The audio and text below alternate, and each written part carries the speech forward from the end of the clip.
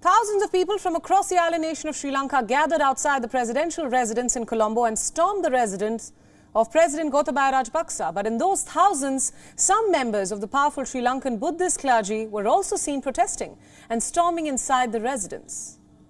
But why have these peaceful preachers been part of the violent protests in Sri Lanka for years? And what role do they play in Lankan politics? Let's break it down for you. Sri Lanka has the longest history of Buddhism among the Buddhist countries across the world. Over a period of time, the orthodox Theravada Buddhism has come to terms with some of the popular Mahayana practices among the people.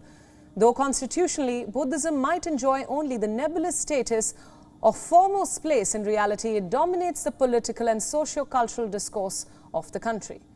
Between 1983 and 2009, Sri Lanka was infected by a civil war between the Sinhala government and Tamil rebels. The war had numerous causes, but the most prominent among them was the government moves to embrace religious nationalism.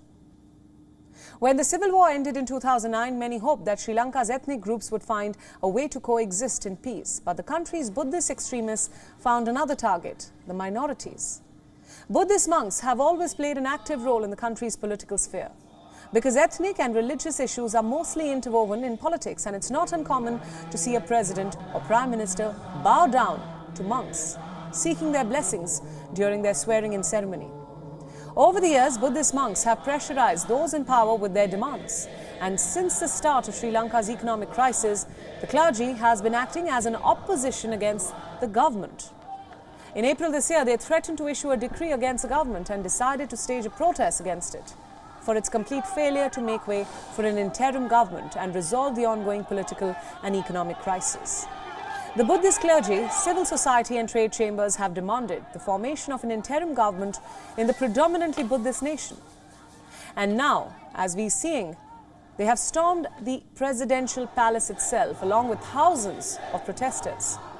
The footage of monks coming face to face with security forces brings a lot of new questions on the very future of the island nation and its governing conditions, even after the ongoing economic crisis gets resolved, hopefully.